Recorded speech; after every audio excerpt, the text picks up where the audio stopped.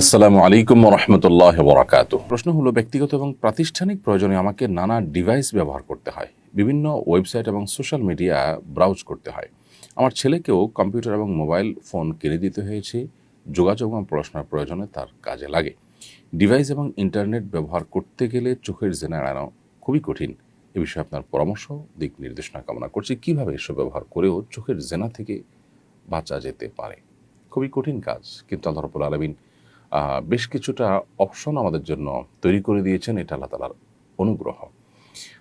আমরা জানি যে কাহাফ ব্রাউজার নামে একটি ব্রাউজার আমাদের কিছু তরুণরা আলহামদুলিল্লাহ তৈরি করেছেন, কিছু এক্সপার্টরা তৈরি করেছেন। আমাদের মোবাইল ফোনগুলোতে, আমাদের ডিভাইসগুলোতে যদি আমরা এই কাহাফ ব্রাউজার নামেই নেই, এটা ডাউনলোড করে ইনস্টল করে আমরা যদি কাহাফ ব্রাউজার দিয়ে ব্রাউজ করি এবং অনলাইনে সার্চ করার কাজ করি, তাহলে সেক্ষেত্রে একটা দারুণ অভিজ্ঞতা আমাদের হবে। যারা আমাদের এ বিষয়ে জানা নেই তাদের জন্য বলছি যে সেক্ষেত্রে যত হারাম ভিডিও আসবে, হারাম ছবি আসবে, সেগুলোকে ব্লার করে দিবে ব্রাউজার। অর্থাৎ আমার চোখের জেনা থেকে বাঁচার পথটাকে উন্মুক্ত করে দিবে ইনশাআল্লাহ।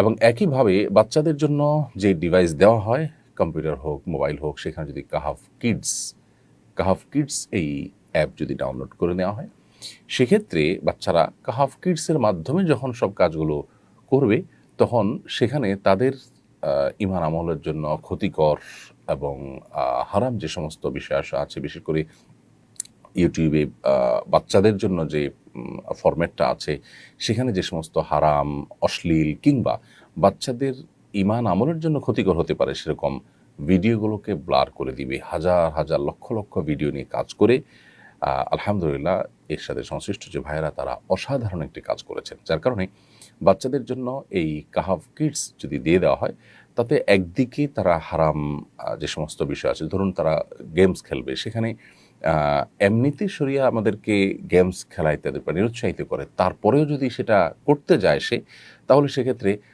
সেখানে এমন কিছু আসবে না যেটাতে তার ঈমান আমলের জন্য ক্ষতিকর হয়।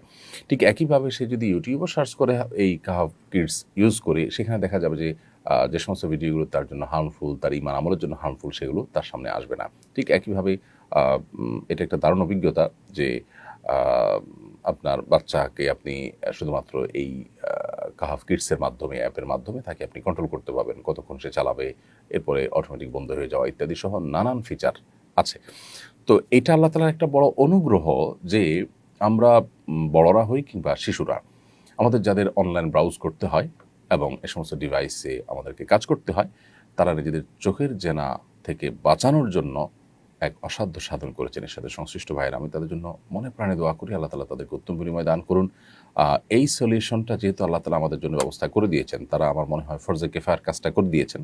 কারণ আমরা বেশিরভাগ মানুষই যারা আমাদের সোশ্যাল মিডিয়াতে কিংবা অনলাইনে আমাদেরকে ব্রাউজ করতে হয়, তাদের আসলে নিজের চোখের জেনা থেকে বাঁচাটা তাদের জন্য একরকম, পরিপূর্ণভাবে বাঁচাটা একরকম অসম্ভবের মতো কঠিন একটা কাজ হয়ে গেছে।